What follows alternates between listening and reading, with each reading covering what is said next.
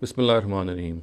An important issue regarding Islamic economic directives is that can a Muslim state or can an Islamic state impose a tax on its Muslim citizens over and above zakat or beyond zakat? Now, if we take a look at the Quran in order to find an answer to this question, we find very clearly that the state which came into being in the times of the Prophet was directed very sternly and very precisely and very unequivocally. The words of the Quran are فَإِن تَابُوا وَأَقَامُوا الصَّلَاةَ وَآتُوا الزَّكَاةَ فَخَلُّوا سَبِيلَهُم. Then if they repent, are diligent in their prayer and pay zakat, leave them alone. Which in other words would mean that if they are paying zakat and if they are praying the prayer, then of course anything beyond these two conditions cannot be demanded for them, which in other words would mean that no tax other than zakat can be imposed on these people, as this verse very clearly says. And of course, we know that in the last sermon of the Prophet also, he very clearly stated, and his words are, Inna dima'akum wa amwalakum haramun alaykum ka hurmati yawmikum haza fi shahrikum haza fi baladikum haza.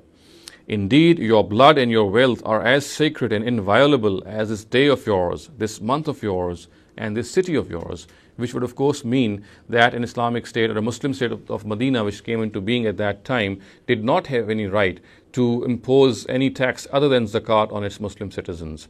Now we know that in later times also, when other Islamic states came into being, of course this directive would apply to them also, because even though in the first case, in the case of these verses, the addressees were the idolaters of Arabia, for whom the law was that if they do not accept faith, then they would have to face execution or death. Of course, for later people, this conditions does not apply, because that law related specifically to the idolaters of Arabia. So we can say that if these conditions applied for the idolaters of Arabia, for whom death was destined if they did not accept Islam, of course these conditions should all the more hold applicable. They should be even more applicable for later citizens, for later people, for whom the law was not the case, or it was not the case that they would have to face death if they did not accept Islam. So these conditions are all the more applicable for later Muslim states also. So we can safely say and derive on the basis of this Quranic verse and this narrative of the Prophet, which is based on this Quranic verse, that an Islamic state does not have any right